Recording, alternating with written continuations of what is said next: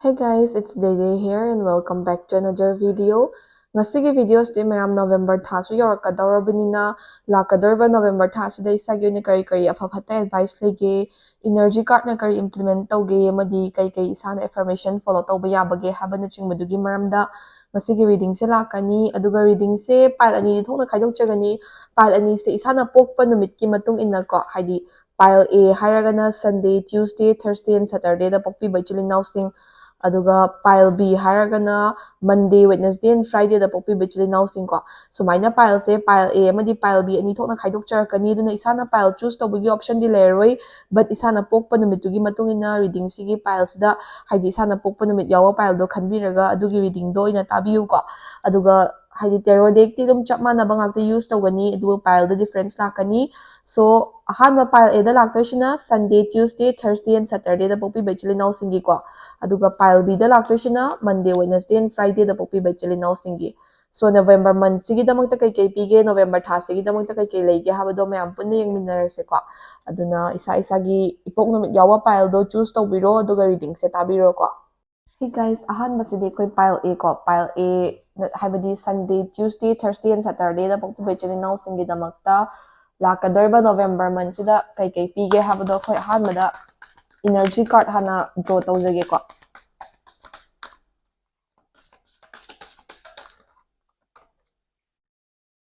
bring love into the situation.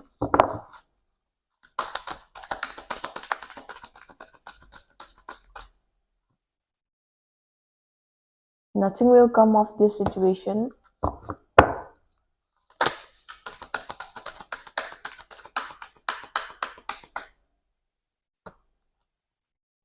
Balance spirituality and practicality ko. Energy card che amaga hapsage.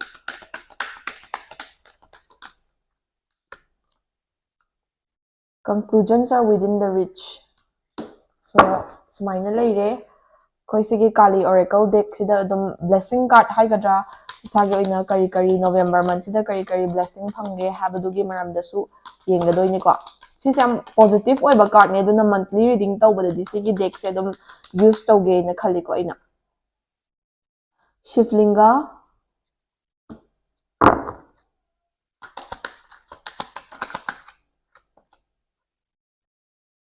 Brahmachari,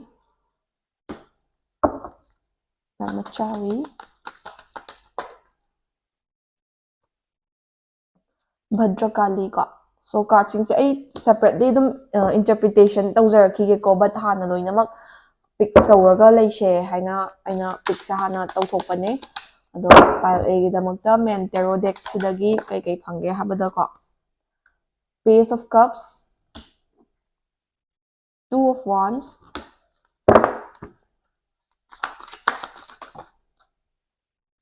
Knight of Cups,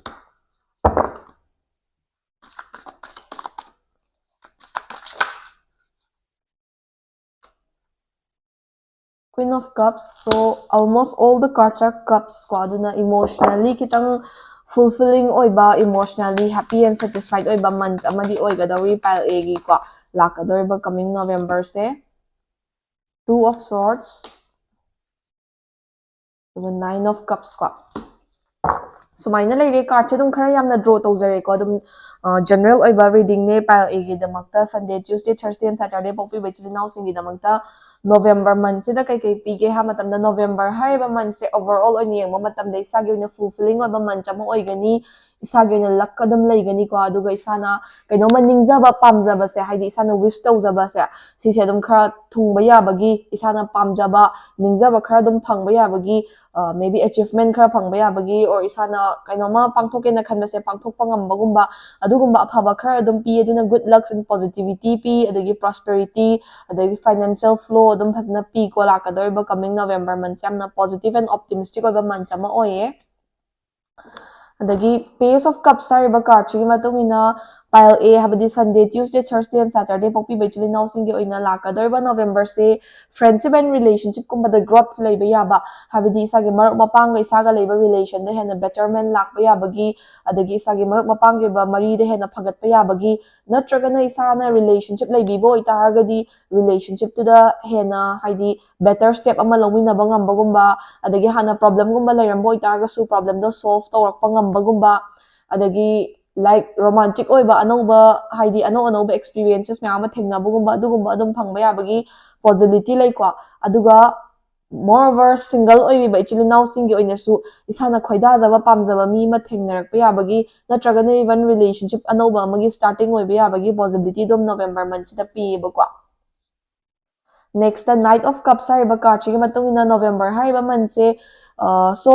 sise haidrigaida pile A oibiriba ichilinau singse khara isase overthinking tawbagumba haidi sawbagumba oiragasu yamita thuna sawanbagumba adagi emotional side na hekta mang thabagumba adagi isase khara overthinking tawbana maram oiraga past few months isase wakhalda dum maram chadabide anxiety leiba stress leibagumba adugumba khara dum go through tawbirakpa malebako adubu lakadorba November month sidadi adugumba isada wakhal nungaitaba leirambagumba or any difficulties leirambagumba se loinamak adum kokhibagumba adagi isana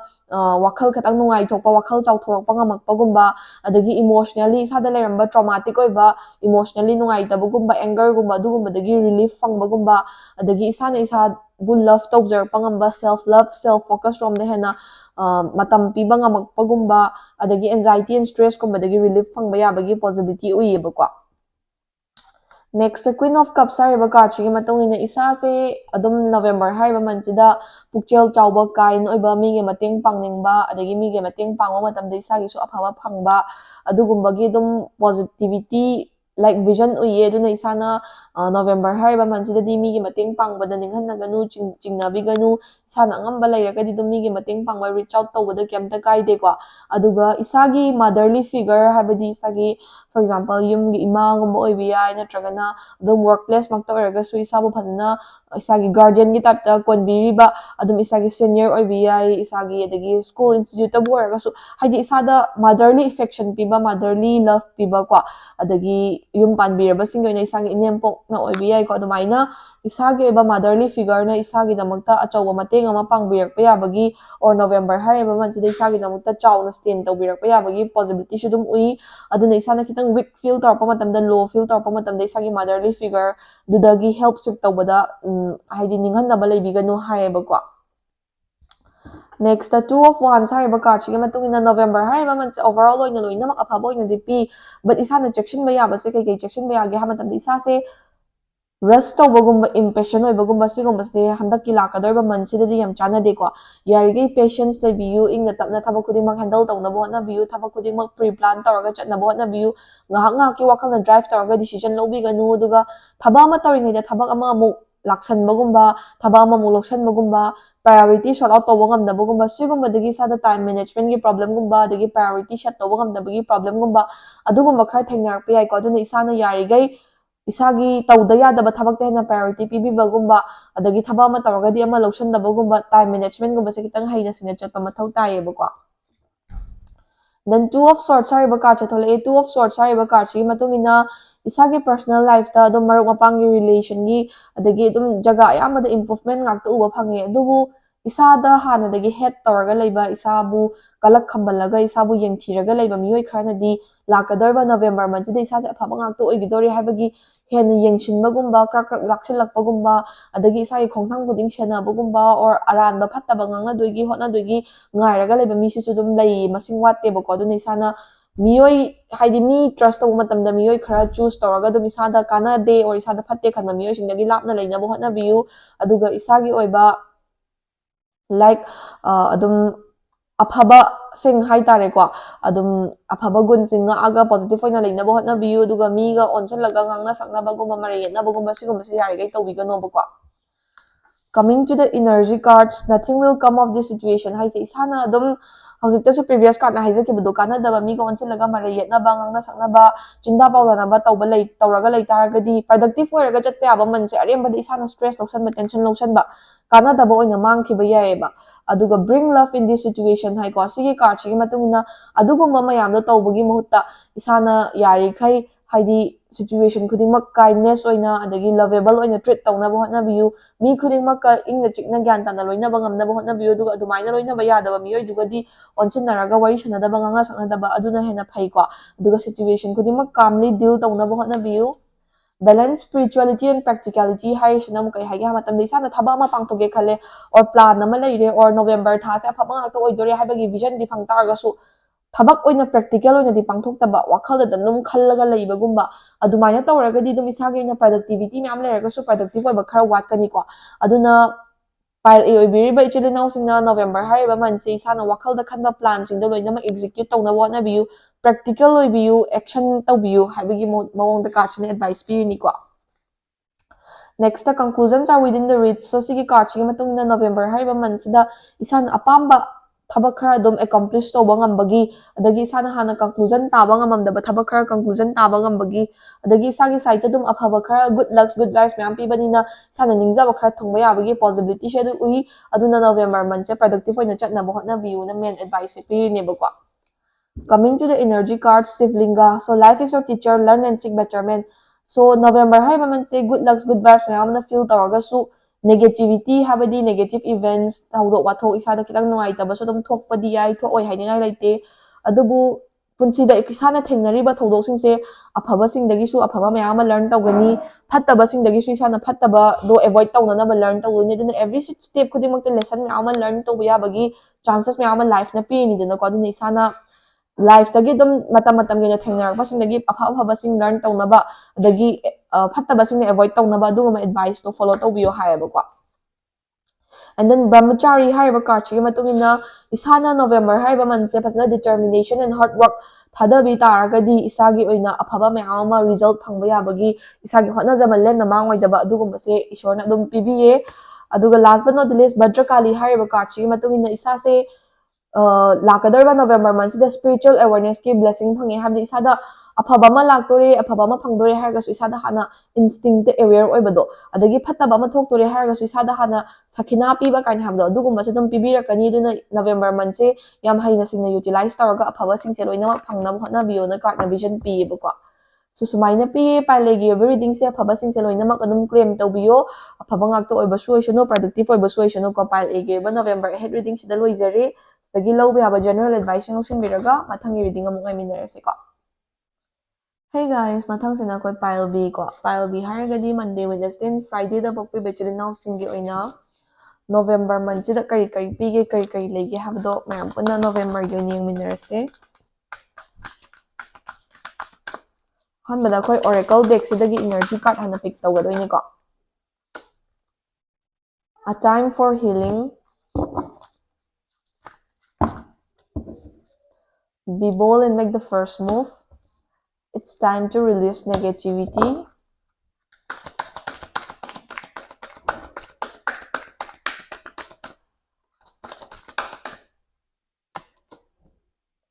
Take time to breathe out. So yam main oina card singse isadagi negativity release tawbigo adagi kitang rest tawbiyu pathabiyu haibagi mongda energy card singsina implement tawe ko a personal issue reaches resolution. So next akoy sige Kali Oracle deck sidagi positive affirmation kari lege habado yengnana ba ong pick tawrase Hanuman or Bajrangbali ko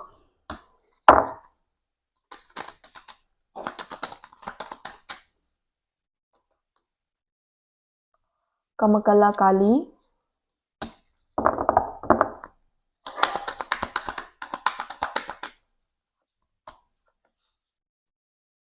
Tripusundari Devi. So yam hauzik phawgi yam thina positive oiba yam haidi aduki matik optimistic oiba positive oiba card ngakta thokle e haina khalle ado hauzik akoi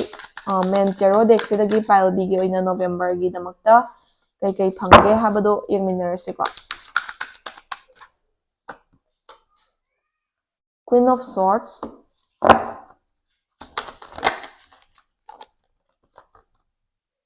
the High Priestess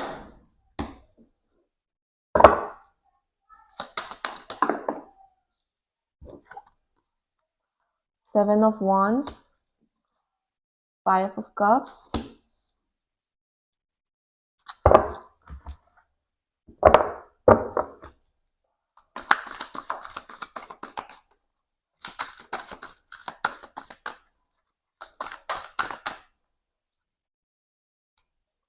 Nine of Wands,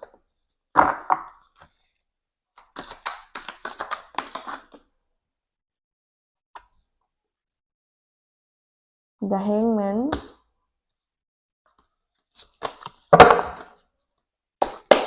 card dum general reading oibanina khara yamna dum draw tawjabani ko aina Ace of Cups ko sumaina leire pile B gi Monday Wednesday and Friday bokpiba ichilinaw singi like November sida kai kai oirakpa yabage habado ko first and foremost Queen of Swords hariba card chathole ko sigi Queen of Swords hariba card sigi matungina pile B bokpiriba ichilinaw singna lakadoriba November month se sagi intellectual knowledge habadi isagi khangja haijaba isana tambirakpa ihei adagi isagi leijariba haija singjaba intellectual knowledge sing utilize tawbiraga isagi oina afaba mayam ama grab tawba ngambagi possibility laigani aduna isada for example job opportunities lakpa yai natragana career de hena growth lakpa yai adagi isana dum anova institute amada hena better position ama try tawba yai or isagi oina like laishugi field da natragana career gi field da growth ama adum lakpa yabagi possibility shi uyeba ko and then the High Priestess hariba card chathole eko so sigi the High Priestess hariba card chigi matungina pile B oibiriba chilinaw singna November hariba month sida isana wakhalda ko ningakpa haidi ai si tawbasina phani si decision sida isana phani na khanjaba decision da adugumba stick tawbiyo maramdi November month say it's like trust yourself to all extent ko haidi mina ngangakpa mina insilakpa or mina advice pirakpa lawba yai lawdaba yai like it's your choice but yamna isagi ba decision ama lawdore or wa ama ngangna dore or kainoma tawdore hai taragadi isana ai isagi oinadi sina phagani khanba jaga do aduda stick tawbiyo isana isagi best oi khanba jaga aduda stick tawbiyo na hayeba ko next the Seven of Wands hariba card chathole a Seven of Wands hariba card chi matungina pile B oibiriba chilinaw singna lakadoriba November month se isagi oina good lucks and growth mayam ama pi adui taragasu lambi da khurau thangba obstacles udum watloi dawriba ko adum mina khara yengshilakpagumba adagi isagi opportunity ma phangadawbado mina yetlakpana maram oiraga seize tawkibagumba opportunity se khutagi nanthokibagumba adagi adum isana tawba thabakta mina yengshillaga ngangna saknabagumba adugumba se khara thengnarakadari duna try to avoid like handling with toxic people ko haidi isada toxic oirakpa misinga handle tawnaba wa onjanaraga wangnaba khotnaba se yaiga avoid tawbiyo isada stress leinabani ko kanade isagi tawam thokba jaga da fazna focus tawraga kanadaba jaga do ignore tawthokpiyo aduga Five of Cups hariba card china hoi November month se afaba mayam ama tipi adui taragasu like isada disappointments kumba setbacks kumba failures kumba matang matamda khara khadi pirakadawriba haidi isana ningjaba khudingma hekta chana thungodi yadabagumba or for example mingonda expectation thamjaluraga miduna isagi expectation na meet up tawraktabagumba adagi isana thadariba effort tuga chaba results khudakta hekta phangdabagumba adugumbagi disappointment setbacks kumba khadi phangba yai but like be persistent ko be consistent adum haidi failure thengnare haina mai leiraga chenbagumba adagi isana pambadumak oidren hekta situation do thadokpagumba adugumba di tawbigano kitang habidi khangba kanbiyo matam changagasu isana November month sida thadaba effort singse soidana rewarded tawrakani habasidi card sina vision pieba ko next the Nine of Wands hariba card chathole eba Nine of Wands hariba card chi matungina pile B oibiriba chilinaw singse lakadoriba November month sida isagi oina good lucks pi positivity pi career growth adum leiba yabagi financial flow adum leiba yabagi vision mayam ama pi dabadi nateba ko but adugumba afaba mayam ama lei taragasu isana effort and time se effort oro time oro money oro kanadaba jaga do oina spend tawthokpa kanadaba jaga do oina waste tawba isagi damakta afaba or kanaba lakadawba jaga dudana effort thadadabida atopa useless oiba jaga da effort thadabagumba adagi paisa nungsa se extra oina waste tawthokpagumba adagi isana kanadaba jaga da effort thadabagumba sigumbadagi isagi oina afaba mayam phangadaba leitaragasu afaba du grab tawba ngamhodabagumba adugumba khara thengnarakpa yai aduna advice oina kari leige ha matamda November month se isagi oina afaba mayam ama phangba yabagi possibility lei afaba mayam ama grab tawba ngambasu yai tawbatabu isana time effort and money do appropriate jagada thadabiyoba kanadaba jagada waste tawthokpiganobako. Ace of Cups hariba card se thole Ace of Cups hariba card chi matungina like isagi pamjaba or isana ningjaba kainoma tawgena khanbase sise firm oina stand tawbiyoba haidi ai kainoma pame ai November month sida sigise phangnaba hotnage or natragana ai sigisida focus tawgena khan targadi November month se duda phasana firm oina focus tawbiyoba ai sisu pami sisu hotnadoini sisu tawdoini hana decision se mingle up tawba ngahak ngahak ke ba wakal khanba dumaina taw targadi November month se kanaba mikang khangdabida lotion kibasu yaeba duna isana November month sida isana pamjariba isana oihanningiba or isana hotnagena khaliba jagado aduda focus oibiyo firm oina stand tawbiyo aduga isagi emotions kumbasu November month sida control tawraga thambiyo yam hena emotionally overthinking tawbagumba wakhal yam khanjanbagumba sigumasi yarigei tawbigano stress free oina tension free oina leinaba hotnabiyo bako. Energy card nasu supplement tawiko. Take time to breathe out. It's time to release negativity. A time for healing ko. Sige card home sida dum chap manaba meaning pibaga chap manai November hariba month se kitang haidi isa se relax tawbiyo isadagi negativity negative thoughts ma release tawbiko tension ma thadokpiko aduga isagi self love kumba healing kumba da hena focus tawbiyo wakhal se dum yam charang na bokot pa chaotic oiba adugumba dagi heal tawna bo hotnabiyo sisi ba men advice oina phangiko. Adagi November hariba month sida isana be bold and make the first move haise sisina kai harino haba matamda a personal issue resolution sisu supplement tawtoni ko card ani sa.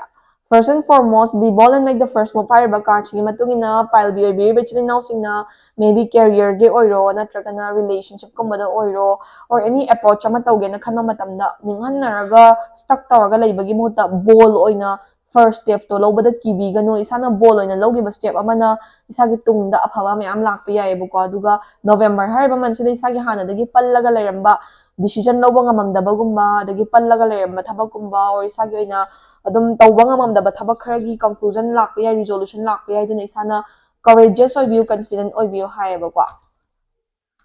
Energy card ta Hanuman and Bajrangbali hariba card chi matungina you have the blessing of strength and protection aduna lakadarba November month se isagi health adagi isagi personal jagada dum protection phangani adagi isana low moment adum strength pirakani ko adagi Tripusundari Devi hariba card chi matungina blessings of a happy marriage life or relationship so merit oibiriba ichilinaw singi oina marriage te hena relation phagalakpagumba adagi smooth oina chatlakpagumba adu phangbe yai relationship ki oina relationship leibiriba ichilinaw singi oina dum isagi relationship se healthy side te hena puba ngamba healthy side te lakpa ngambagi possibility ui adagi single oibiriba ichilinaw singi oina su anauba love ki awakening lakpa yai ko. Last but not the least, Kamakala Kali hariba card chi matungina blessings of wealth and protection from outer and inner danger ko. So sige card chi matungina isagi oina financial flow laigani November hariba month se pile B oina financial flow laigani aduga isa se phattaba haidi like kai haini any negativity gumbadagi dum protection phangba yabagi possibility laibako.